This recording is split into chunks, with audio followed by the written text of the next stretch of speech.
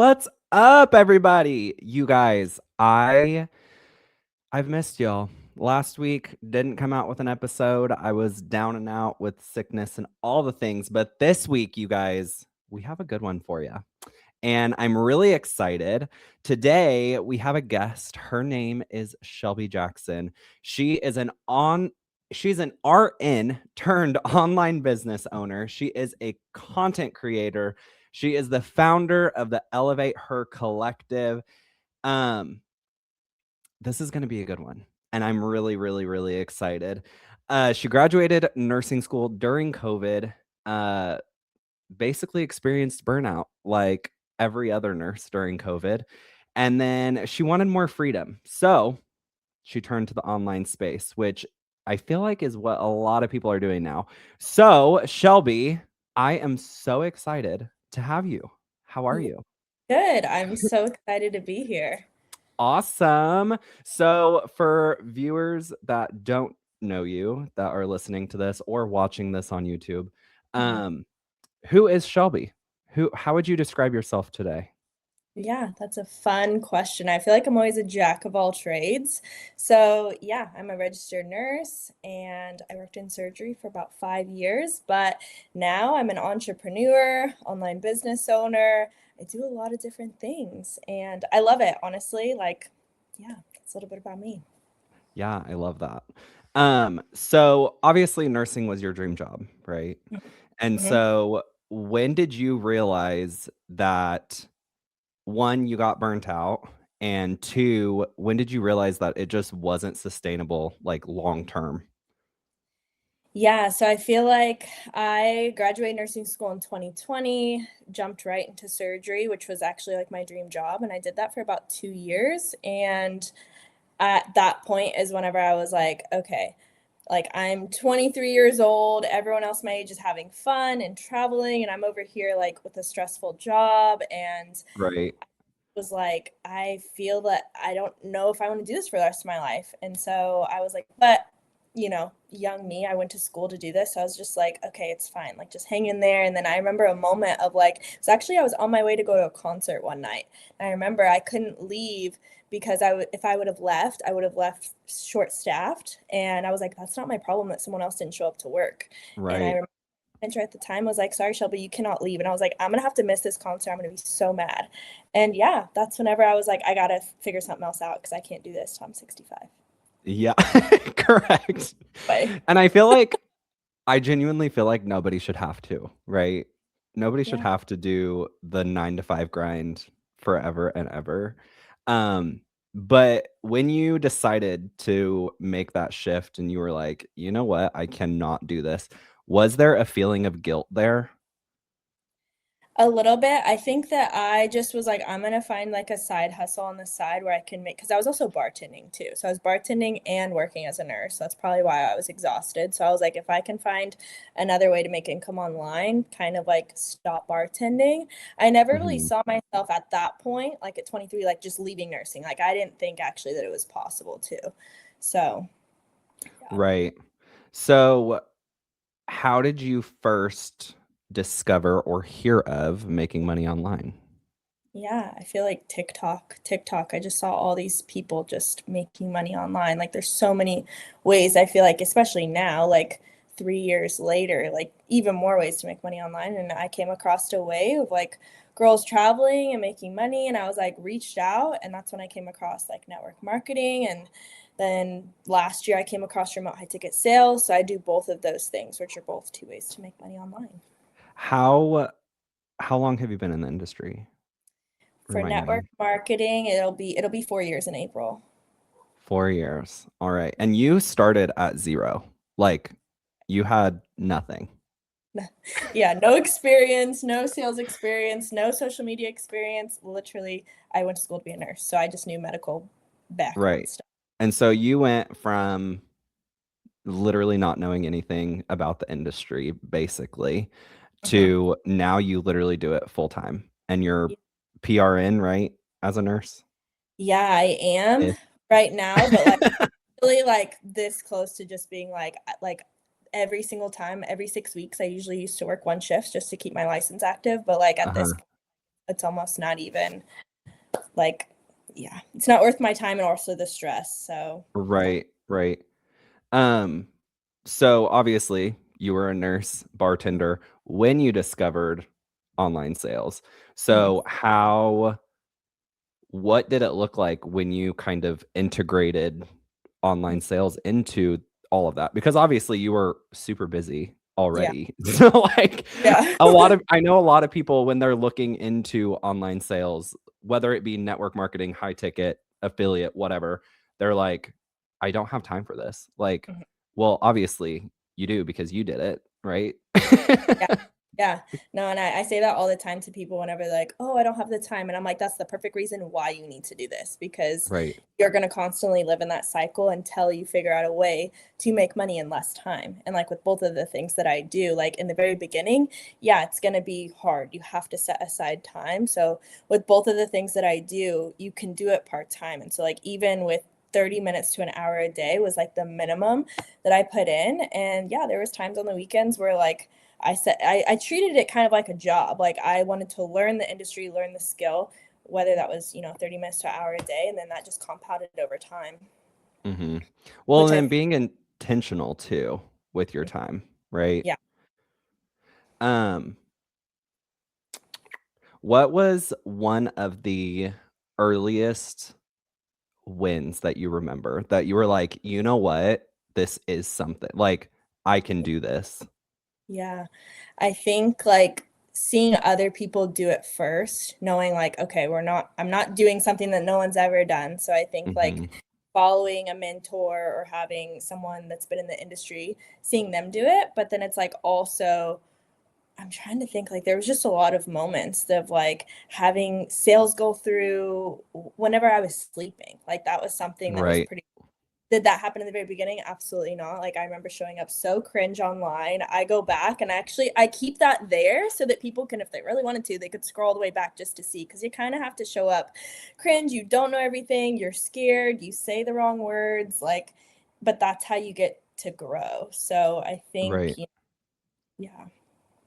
Yeah, I remember so obviously I'm in the online sales too, and I've been there for 8 years, I think, almost. Um, and I remember one of my first lives that I ever did on, like, Facebook or something. It was, like, my bed was messy in the background, like, my camera angle was awful, my lighting was terrible, and so anytime that pops up on my memories, I make sure to share it because I have so many people that are in the online space that are friends with me that I'm like, "Look, this is where I started. Now I Mhm. have a podcast with, like, professional lighting and professional mic and all the things." Like, Yep. you can't start with everything, right? Mm. Yeah. Yeah. Um, That's what I tell, like, everyone on my team or anyone that's interested in learning what I do. They're like, "Oh, I don't have social media followers.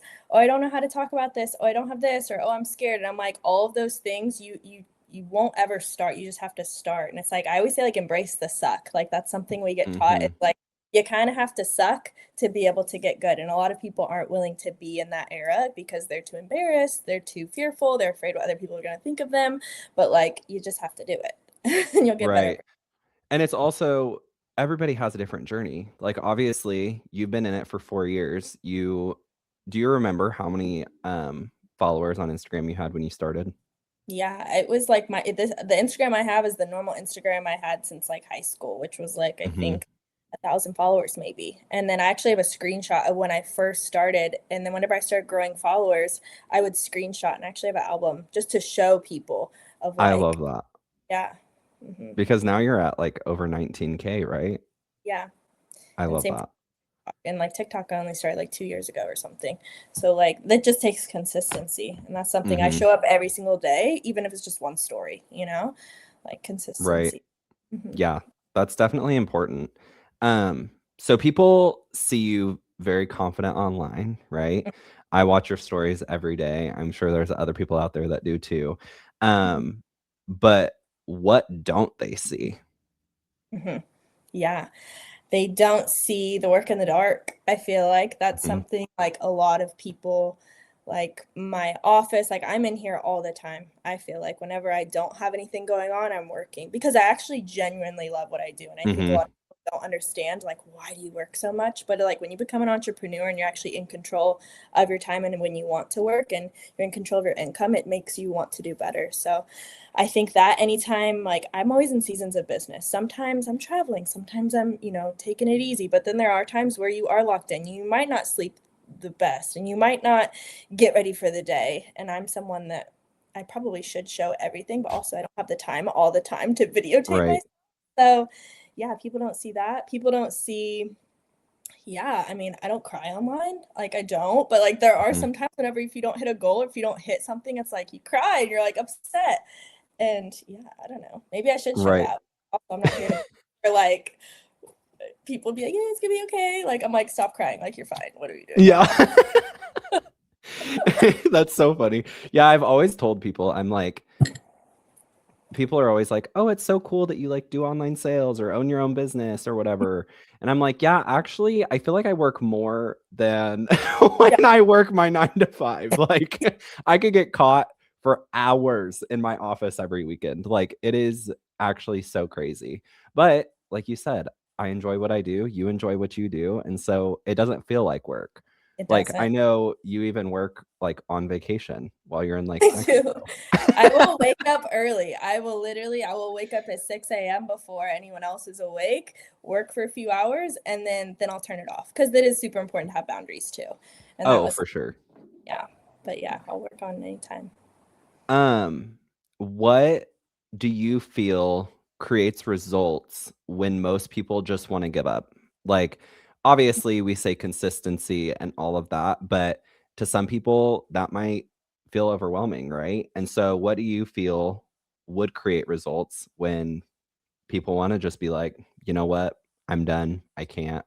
hmm So, in both things that I do with network marketing, which for those who don't know what that is, I'm partner with a company that's all about health, wellness, self care, and it's super Mhm, important for you to use the products and love them before you start sharing them. So, I think what I see a lot of people come into this industry is that they don't show up authentically. They're showing up as mhm, sell, sell, sell, buy for me. And it's like you are the secret sauce. And I think sometimes it takes a second to figure out what that is. What is your niche? What can you provide for people?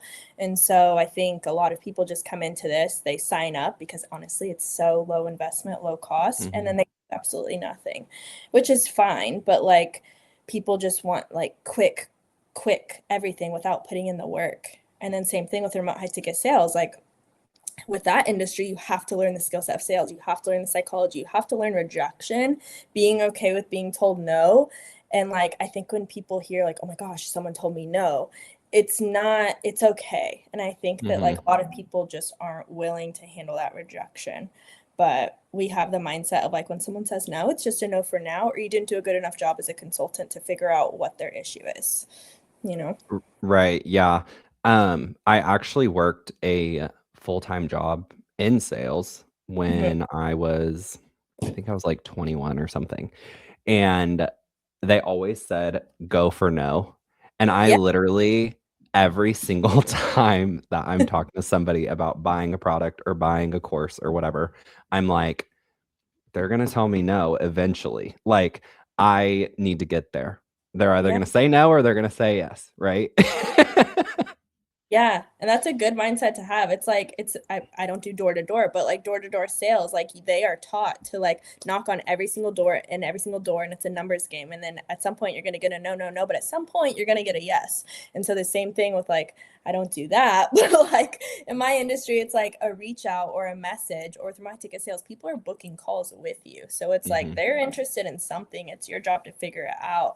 And sometimes like that takes learning how to communicate and how to talk and like quit caring if even if they say no, like it's okay.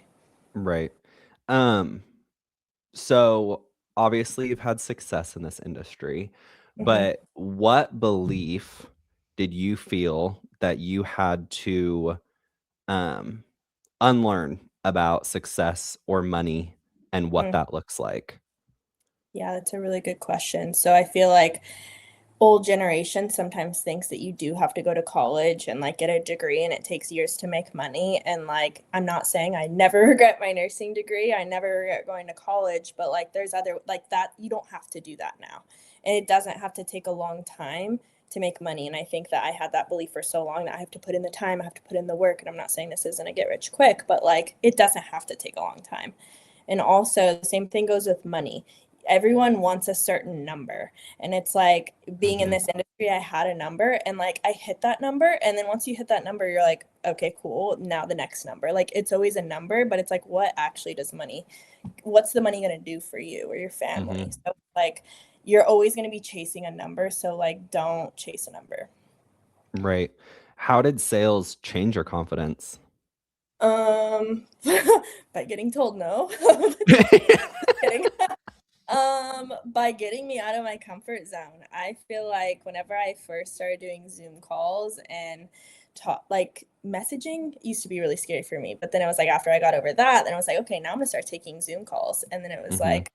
it was like I used to get scared and I used to have to practice and like have little notes over here and like I would kind of shake and say and like just a lot of things like that. And I think the more you do it, the better you get, you know?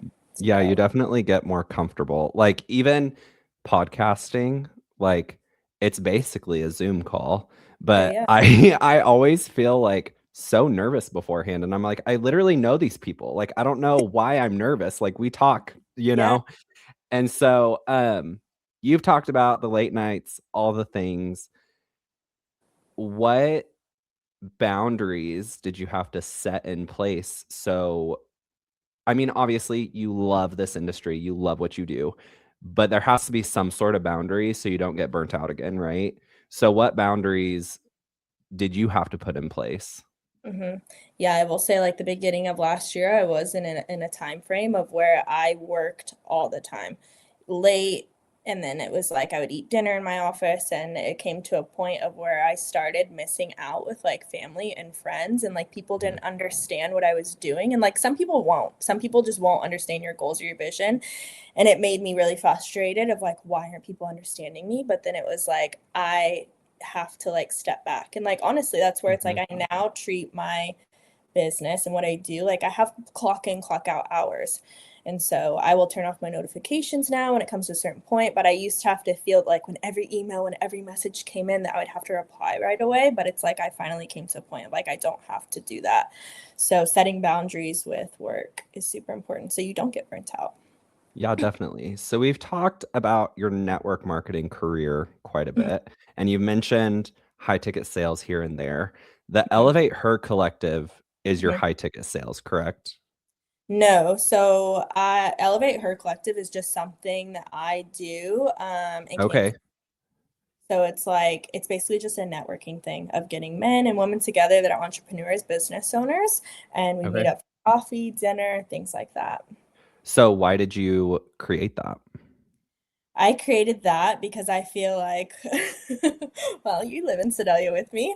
Um, so it's a really small town and it can be really hard to find um, other business owners or Mhm. entrepreneurs in smaller towns, which I will say I technically don't, I guess, have to host it in Kansas City, but that's just where I've been doing them. But I just will make a post and be like, hey, if anyone's a business owner, entrepreneur, I love supporting other businesses. And so we just come together because we all have like-minded things. And yeah, that's why I want to create it. I love that. Why do you feel community is so important for entrepreneurs? It's really important because who you surround yourself with, like there's like a quote, it's like if you surround yourself with like five losers, you'll be the sixth. If you surround yourself with five people who are successful, you'll be the sixth. So it's like I'm always trying to get into rooms where you can always be learning from other people. And whether that's confidence, whether that's skills, whether that's honestly anything. And yeah, that's really important. It Other is really than I sorry, feel go like ahead. Oh, sorry. I was about to say, I feel like I do a lot of it online for the past couple of years. Like I'm on Zoom calls with people and like I have a lot of entrepreneurial friends that are in like Canada and like different parts of the States, but it's like, okay, I want something that's actually in person because that's really beneficial too. And it's really crazy what you can learn from just like everyday entrepreneurs. Like not the business coaches, not the life coaches, like just literal everyday people. I Yeah. feel like I honestly kind of learn more from them than I Mhm. do whenever I take a course or I take a class or I do a Zoom or whatever. You know what I mean? Yeah. Um, all right. So we're gonna do some rapid fire questions. I'm Okay. excited for this. So basically, just whatever comes to your mind first. No, this isn't a big deal. Okay. So morning routine or night owl? Morning routine. Gym or Pilates? Pilates. I knew that answer. Uh, coffee or matcha? Ooh, coffee. One non-negotiable habit. Um, Rapid fire quick. Non-negotiable habit is like prioritizing your health every single day. Your current obsession. Current obsession. Shoot. Oh my gosh. Honestly, like having a beverage at all times is my current obsession. Amen to that. A belief you're letting go of. Belief I'm letting go of is like people pleasing Okay, I like that. Hardest part of entrepreneurship. is the journey, I feel like. Yeah, it's so up and down, I feel like all the Hmm. time. One word for this season. Growth. Growth. That's a good one. So I have one last question. This actually went really fast, and I feel like it's because we're both like, I don't know, we're both very like get to the point people. And I like that. But if Yeah. someone feels made for more but Mhm. is scared to start, what would Mhm. you tell them? You have that feeling for a reason, and I had that feeling, and it means like you're made for more. So whether that's you want to start a business or you have a passion, like figure it out and do something because you have that feeling for a reason. And I always tell every single person, because I've actually studied this, is like fear is absolutely normal. Starting something new is scary, whether that's a new job, a new hobby, posting online, posting a TikTok, whatever. And it's like that fear will never go away until you actually do it. And so Mhm. it's like so many people are willing to like, I talk to so many girls every single day that like are not willing to start because they're afraid. And I'm like, that fear is never going to go away. So you're just not going to achieve your goals because of the feeling. And so, Right. yeah, but Well, and you don't know until you try, right? exactly. And if you don't like it, then okay, cool. At least you tried. That's why I always say, at least you tried. Exactly. Well, thank you so much. I Yeah. really liked this. I'm actually probably, when it releases, I'm going to re-listen to it because I really liked it. um, Thank you so much for being a guest on Balanced AF. Where can viewers find you? So I'm on Instagram, Shelby Taylor Jackson underscore. And then I'm also on TikTok, Shelby underscore Jackson. All right. And I will put all of that linked in the show notes. So thank you so much. Thank you all for tuning in to another episode of Balance AF, and we'll see you next time. Bye, guys.